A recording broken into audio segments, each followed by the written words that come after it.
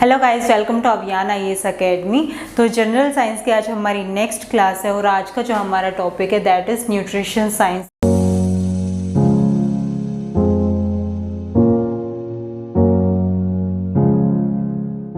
हम digestive system पूरा कर चुके हैं, कैसे पूरी डाइजेशन की प्रोसेस होती है, कौन कौन सी एंजाइम कहाँ पे सीक्रेट होती है और किस एंजाइम का क्या काम होता है और उसके जो जूसेस सीक्रेट होते हैं उसका क्या काम होता है।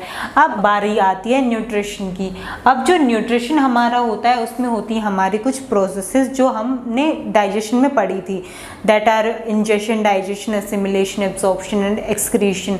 तो अगर आपने वो ना देखी हो तो जो डाइजेस्टिव सिस्टम वाला पोर्शन आप एक बार उसमें जाके चेक कर लीजिएगा। अब न्यूट्रिशन में हमारा आता है एक term that is metabolism. Metabolism specifically एक वर्ड होता है जिसमें दो चीजें होती हैं, first is anabolism and second is catabolism. Anabolism का मतलब होता है सिंथेसिस, किसी भी चीज़ का सिंथेसिस होना इन आवर बॉडी। वहीं पे कैटाबॉलिज्म का मतलब होता है ब्रेक डाउन, किसी भी चीज़ का ब्रेक डाउन होना। फॉर एग्जांपल जब हम फूड कंज्यूम करते हैं उसको कॉम्प्लेक्स से सिंपल में कन्वर्ट करते हैं, दैट इज़ कैटाबॉलिज्म। वहीं पे कोई चीज़ जिसका सिंथेसिस हो रहा है दैट इज़ एनाबॉलिज्म। अब इन दो चीज़ों के बाद एक चीज़ आती है न्यूट्रिएंट्स। न्यूट्रिएंट्स हमारे क्या होते हैं? क्योंकि हम न्यूट्रिशन साइंस पढ़ रहे हैं तो उसमें हमारी जितनी बात होगी वो सारी न्यूट्रिएंट्स की होगी। तो न्यूट्रिएंट्स हमारे होते हैं केमिकल कंपोनेंट्स या फिर chemical compounds.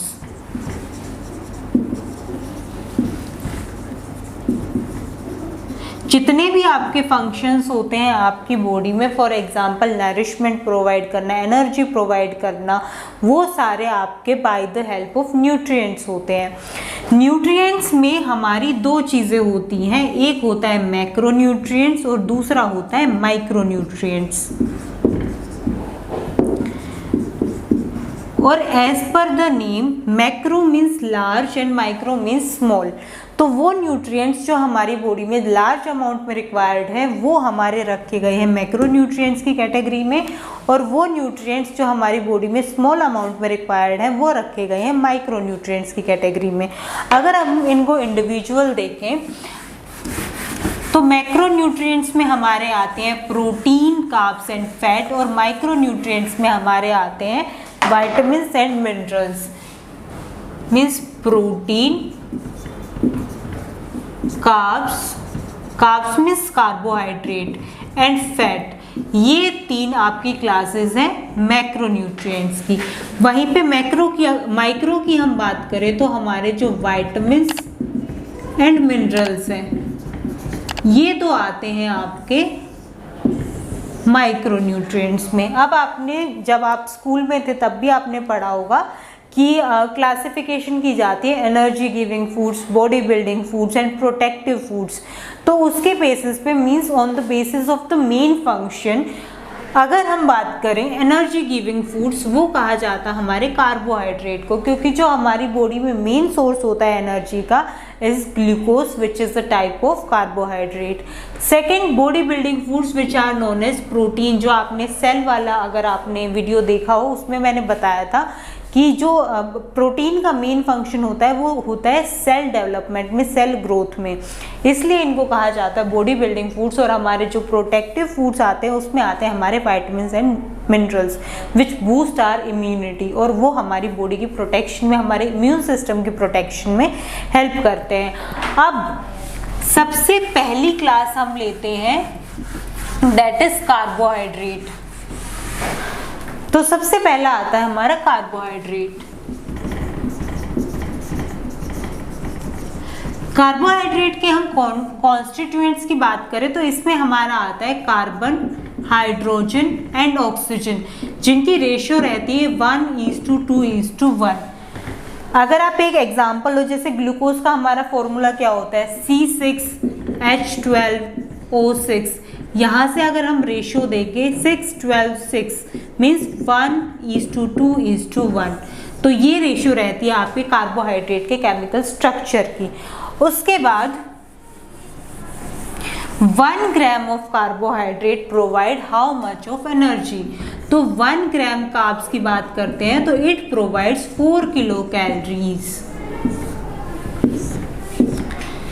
Next comes the classification of carbohydrate. तो क्लासिफिकेशन जो होती है कार्बोहाइड्रेट्स की, उसमें आते हैं mainly 3 type, that are monosaccharide, disaccharide and polysaccharide.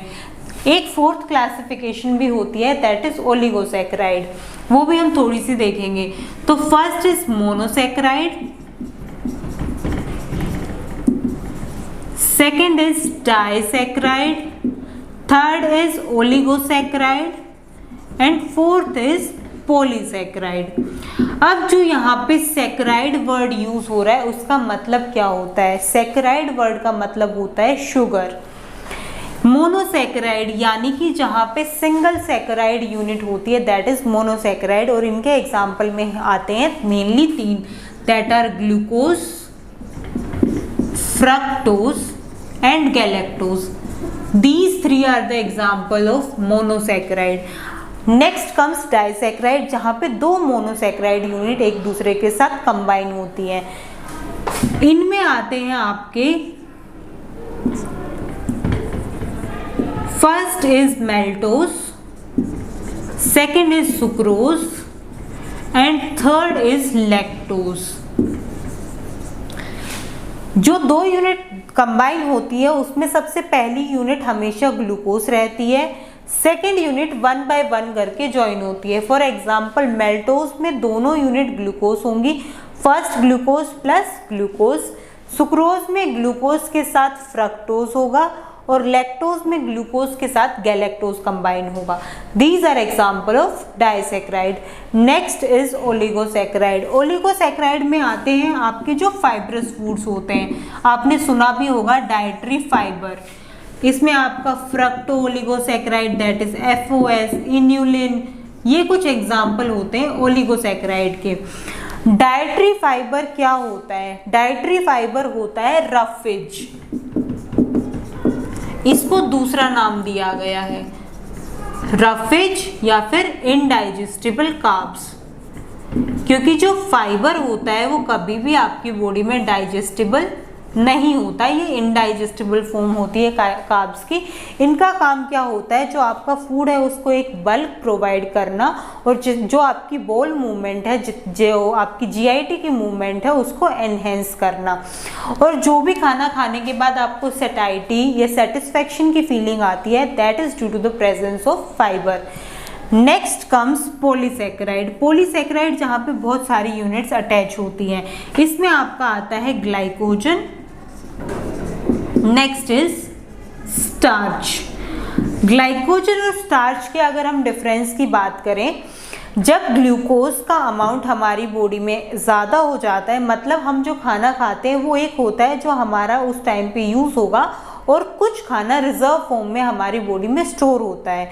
तो जब ग्लूकोज का अमाउंट ज़्यादा हो जाता है, जब उसको रिजर्व फॉर्म में स्टोर होना होता है, तो it will converted into glycogen. और ग्लाइकोजन जो होता है मेनली स्टोर होता है आपके लिवर में और आपके मसल सेल्स में। तो अगर ह्यूमंस की बात की जाए तो ह्यूमंस में जो रिजर्व फॉर्म होती है आपकी कार्ब्स की वो होती है ग्लाइकोजन। वहीं पे अगर प्लांट्स की बात की जाए तो प्लांट्स में जो रिजर्व फॉर्म होती है वो होती है in the form of starch.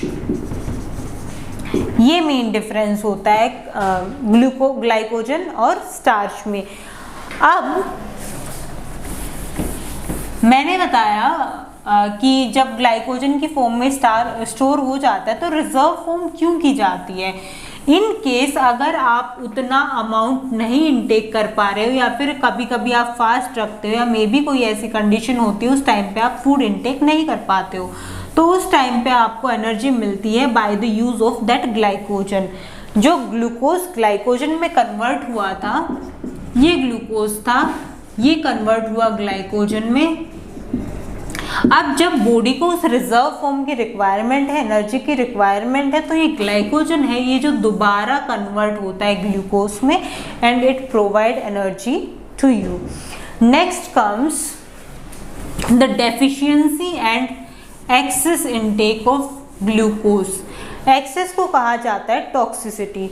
Deficiency की हम बात करें मतलब जितना कार्बोहाइड्रेट इनटेक हमें करना चाहिए उतना हम इनटेक नहीं करते हैं, तो एक कंडीशन होती है प्रोटीन स्पेयरिंग। तो एक कंडीशन होती है जब आपकी बॉडी में उतना कार्बोहाइड्रेट प्रेजेंट नहीं होता, तो क्योंकि ग्लाइकोजन प्रेजेंट नहीं है तो आपकी बॉडी प्रोटीन का ब्रेक डाउन करवाना शुरू कर देती है for the use of that energy. उसको कहा जाता है protein sparing action of carbohydrate. Next comes the condition of hypoglycaemia. Hypoglycaemia means जब ग्लूकोज का लेवल आपकी बॉडी में, आपके ब्लड में, hypo means deficient and emia means blood, जब आपके ब्लड शुगर लेवल डिक्रीज हो जाता है, कार्ब्स का इनटेक कम होता है, इट लीड्स टू हाइपोग्लाइसीमिया। वहीं पे अगर टॉक्सिसिटी की बात की जाए तो वो होता है hyperglycaemia. Means when the sugar level in your blood is higher than normal, it leads to hyperglycemia and it may cause the condition of diabetes mellitus। क्योंकि डायबिटीज मेलाइटिस का एक तो इम्पैक्ट होता है due to the insulin level, दूसरा क्योंकि pancreas जो होती है हमारे हार्मोन सीक्रेट करती है ग्लूकागोन एंड इंसुलिन जो उसके लेवल को मेंटेन रखता है। हालांकि ये पूरा पोर्शन जब आपका एंडोक्राइन ग्लैंड्स या फिर पैनक्रियाज स्पेसिफिकली बात करूँ तो वो स्टार्ट होगा, उसमें बात होगी। तो अभी के लिए क्या है, आपको इतना याद रखना है ग्लूकोज लेवल शुगर में ज़्यादा हो गया, इट में लीड्स टू डायबिटीज मेलाइटिस। और यहाँ पे कंडीशन हो सकती है मे बी आपका इंसुलिन प्रॉपरली वर्क नहीं कर रहा है या फिर आपका इंसुलिन फॉर्मेशन ही नहीं हो रहा है। This is about carbohydrate. Next हम बात करते हैं प्रोटीन की। प्रोटीन के कॉन्स्टिट्यूएंट की हम बात करें तो जैसे कार्बोहाइड्रेट के हमारे कॉन्स्टिट्यूएंट में था carbon, hydrogen and oxygen, protein में एक और कंपोनेंट ऐड हो जाता है दैट इज नाइट्रोजन। अब प्रोटीन के हम बिल्डिंग ब्लॉक की बात करें, मतलब जो स्मॉलेस्ट यूनिट है जहां से प्रोटीन बनता है वो होते हैं आपके अमाइनो एसिड्स। अब जो ये अमाइनो एसिड्स होते हैं ये आपके दो टाइप के होते हैं, first is essential amino acid and second is non essential amino acid. Essential amino acid और नॉन इसेंशियल अमाइनो एसिड इनको क्लासिफिकेशन इसलिए दी गई है बिकॉज इसेंशियल अमाइनो एसिड वो होते हैं which can't be synthesize in your body, तो आपको उनका इंटेक करना पड़ता है थ्रू योर डाइट और सप्लीमेंटेशन। जबकि जो नॉन इसेंशियल अमाइनो एसिड होते हैं वो होते हैं कि आपकी बॉडी भी उनको सिंथेसाइज कर सकती है। अब टोटल कॉमन अमाइनो एसिड्स की बात की जाए तो दे आर 22, जिसमें से 10 आपके आते हैं इसेंशियल अमाइनो एसिड्स में और जो बचे हुए 12 आते हैं वो आपके आते हैं नॉन एसेंशियल अमाइनो एसिड्स में। अब प्रोटीन के अगर हम एनर्जी की बात की जाए तो 1 ग्राम प्रोटीन जो होता है, जैसे कार्बोहाइड्रेट 4 किलो कैलोरीज देता है वैसे ही 1 ग्राम प्रोटीन भी 4 किलो कैलोरीज प्रोवाइड करता है। अब बात आती है प्रोटीन का function, body building, cell growth कराता है। डेफिशिएंसी और टॉक्सिसिटी की बात की जाए तो डेफिशिएंसी अगर होती है प्रोटीन की, it leads to the condition of protein energy malnutrition, जिसको पीसीएम यानी कि प्रोटीन कैलोरी मेल न्यूट्रिशन भी कहते हैं, क्योंकि एनर्जी का जो यूनिट होता है वो होता है कैलोरी। तो ये है आपका PEM that is protein energy malnutrition. अब इसकी होती है 3 classes. First is kwashiorkor, second is marasmus and third is the intermediate stage of kwashiorkor plus marasmus. इनमें डिफरेंस क्या होता है, क्वाशियोरकर वो कंडीशन होती है जिसमें आपका प्रोटीन का लेवल डेफिशिएंट होता है बट एनर्जी इनटेक नॉर्मल होते हैं। मेरिस्मस इज ऑपोजिट, मेरिस्मस में आपका एनर्जी का लेवल जो होता है वो डेफिशिएंट होता है बट आपका प्रोटीन इनटेक नॉर्मल होता है। वहीं पे अगर क्वाशियोरकर प्लस मेरिस्मस यानी कि जो थर्ड इंटरमीडिएट स्टेज है उसकी बात की जाए तो इसमें आपका एनर्जी एज वेल एज आपका प्रोटीन दोनों का लेवल डेफिशिएंट होता है in comparison of normal. So this is the condition of deficiency of protein energy malnutrition. अब हम करते हैं एक्सेस की बात यानी कि टॉक्सिसिटी ऑफ प्रोटीन। अगर प्रोटीन की टॉक्सिसिटी होती है तो it may leads to hyper proteinuria, क्योंकि ज़्यादा अमाइनो ग्रुप होगा, it will affect your kidney, excretory system पे आपका इफेक्ट पड़ेगा और जो GFR ग्लोमेरुलस फिल्ट्रेशन रेट है किडनी का वो अफेक्ट होगा। It may leads to hyper proteinuria, मतलब आपका जो यूरिन है उसमें प्रोटीन का एक्सक्रीशन ज़्यादा होता है in comparison of normal. Second में comes to hyperuricaemia, uric acid का लेवल ज़्यादा हो जाता है आपके ब्लड में and it may leads to deposition of uric acid and it may leads to the condition of gout. वहीं पे जो प्रोटीन इंटेक ज़्यादा करते हैं लोग उनमें कुछ सिम्टम्स होते हैं, फॉर एग्जांपल उनको स्वेटिंग में भी स्मेल आती है, उनकी यूरिन में भी स्मेल आती है और जब वो ब्रीथ करते हैं उसमें भी स्मेल आती है। ये कुछ सिम्टम्स होते हैं in case of excess of protein. तो कार्ब्स और प्रोटीन के बाद नेक्स्ट आता है आपका third macronutrient that is fat. अब फैट के एनर्जी इनटेक की बात की जाए तो 1 gram fat provide 9 kilo calories of energy. Protein और कार्ब्स में दी 4 किलो कैलोरीज, फैट में होती है 9 किलो कैलोरीज। अब जो फैट होते हैं उसमें आपके ट्राइग्लिसराइड्स होते हैं, जो ट्राइग्लिसराइड्स होते हैं वो बने होते हैं आपके फैटी एसिड्स और ग्लिसरॉल से। फैटी जो फैट है आपका उसके अगर क्लासिफिकेशन की बात की जाए तो सबसे स्टार्टिंग क्लासिफिकेशन होती है, उसमें होते हैं आपके saturated and unsaturated fatty acids. इनके नॉर्मल डिफरेंस की बात की जाए तो सबसे पहले सैचुरेटेड फैट्स वो होते हैं जो आप एनिमल सोर्स से कंज्यूम करते हो और अनसैचुरेटेड फैट्स होते हैं जो आप प्लांट सोर्स से कंज्यूम करते हो। फॉर एग्जांपल घी, मक्खन, क्योंकि वो दूध से बनता है, मे बी काऊ और बफेलो, वो एक एनिमल सोर्स है, वो है आपका सैचुरेटेड फैट। वहीं पे मस्टर्ड ऑयल, पीनट ऑयल, कोई भी ऑयल जो आप प्लांट सोर्स से कंज्यूम करते हो वो आता है आपका अनसैचुरेटेड फैट में। सेकेंड डिफरेंस की बात करें तो जो सैचुरेटेड फैट होता है वो सॉलिड होता है एट रूम टेम्परेचर, वहीं पे जो आपका अनसैचुरेटेड फैट होता है वो लिक्विड होता है एट रूम टेम्परेचर। आपने देखा होगा कि सर्दी में ज़्यादा जम जाता है घी गर्मी की कंपैरिजन में, तो that solidness is due to because उसमें सैचुरेटेड फैट्स है। वहीं पे अगर आप नॉर्मल एग्जांपल लो मस्टर्ड ऑयल का, तो वो आप गर्मी में हो या सर्दी में हो वो लिक्विड ही रहता है। ये है सेकंड डिफरेंस। अब आती है थर्ड डिफरेंस की बारी।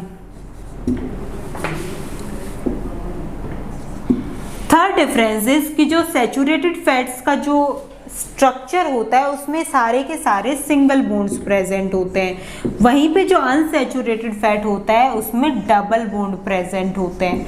ये है कुछ कॉमन एग्जांपल्स, कुछ कॉमन डिफरेंस सैचुरेटेड और अनसैचुरेटेड के। सैचुरेटेड के एग्जांपल की बात करें तो इसमें आता है आपका पामेटिक एसिड, ओलिक एसिड। अब जो अनसैचुरेटेड फैट है उसकी फर्दर क्लासिफिकेशन की जाती है on the basis of double bond. जो अनसैचुरेटेड फैट है वो होता है दो categories, that is MUFA and PUFA. MUFA stands for mono unsaturated fatty acid and PUFA stands for poly unsaturated fatty acid. Mono means वो fatty acid जहां पे सिर्फ एक प्लेस पे डबल बॉन्ड प्रेजेंट होता है, that is MUFA, and PUFA जहां पे एक से ज्यादा डबल बॉन्ड प्रेजेंट होते हैं, दैट इज प्यूफा। अब प्यूफा में हमारी कुछ क्लासेस होती हैं, omega 3 fatty acids, omega 6 fatty acids आपने सुने भी होंगे, जिनके सप्लीमेंट्स आज के टाइम पे बहुत ज़्यादा आते हैं। ओमेगा 3 को डिनोट कई जगह पे एन से भी किया होगा या फिर पूरा ओमेगा भी लिखा होगा, सेम ओमेगा 6 की कंडीशन में होती है। तो ये क्लासेस है आपकी प्यूफा की। अब दो चीज़ें होती हैं, एक होता है गुड कोलेस्ट्रॉल, एक होता है बैड कोलेस्ट्रॉल। एक रिकमेंडेशन होती है आपका, जो इंडियन डाइट के हिसाब से जो रिकमेंडेशन है उसमें आपको 20 से 25% जो आपका एनर्जी इनटेक, कैलोरी इनटेक होना चाहिए एक दिन का, 20 to 25% वो आपका फैट से होना चाहिए। अब उस 20 to 25% में से 7% से कम रहना चाहिए आपका सैचुरेटेड फैट, उसके अलावा जितना है वो होना चाहिए आपका अनसैचुरेटेड फैट। अगर 7% से ज़्यादा होता है it may leads to heart problems, for example atherosclerosis या फिर कोरोनरी आर्टरी डिजीज़।